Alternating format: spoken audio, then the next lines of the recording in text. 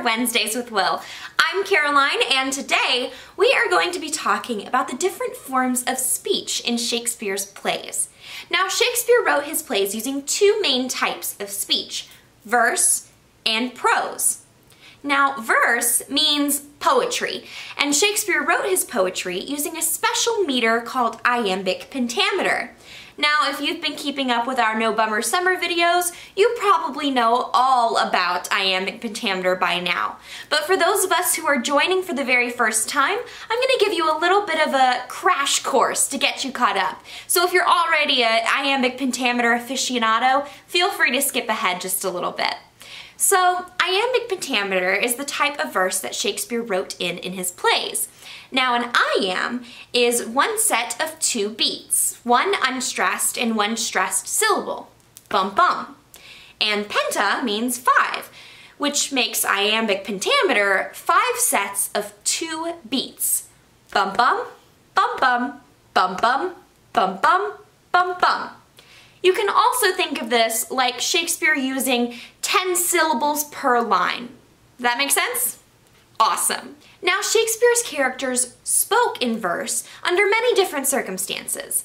When they were experiencing heightened emotions like love, or when they were talking to someone of a different social status, like a peasant addressing the queen. And also when they just didn't know someone, when they weren't familiar with each other. Verse is the more formal type of Shakespeare's speech. Then we have prose. Now, prose is just regular, informal speech. It's how you and I talk to each other in our daily lives. Now, characters in Shakespeare's plays spoke in prose when they were talking to someone who they were really good friends with, or when they were talking to someone of a similar social status. They also talked in prose when they were just relaxed and having a good time. Now, within verse and prose, Shakespeare wrote different types of speeches that characters gave in his plays, monologues and soliloquies. Now, we'll start with monologues because you've probably heard that word before. So a monologue is when a character is giving a long speech to the people on stage with them. Now, when a character gives a monologue in a play, typically they're trying to change someone's mind or spark action amongst them. For example, the monologue that Mark Antony gives in Shakespeare's Julius Caesar. You know, the one that begins, "Friends, Romans, countrymen, lend me your ears." In this monologue, Mark Antony is trying to convince the people of Rome that Caesar was a good leader, and that Brutus and the other conspirators are lying about Caesar's intentions. And this monologue was effective. It caused many citizens of Rome to turn against Brutus and to seek Antony as their new leader. A soliloquy is a little bit different. So in a soliloquy, the character giving the speech is typically alone on stage, and they're talking either to themselves or to the audience about a personal problem that they're having. Whereas in a monologue, the character is trying to conjure up change amongst other people. In a soliloquy, the character is trying to find a way to create change for themselves.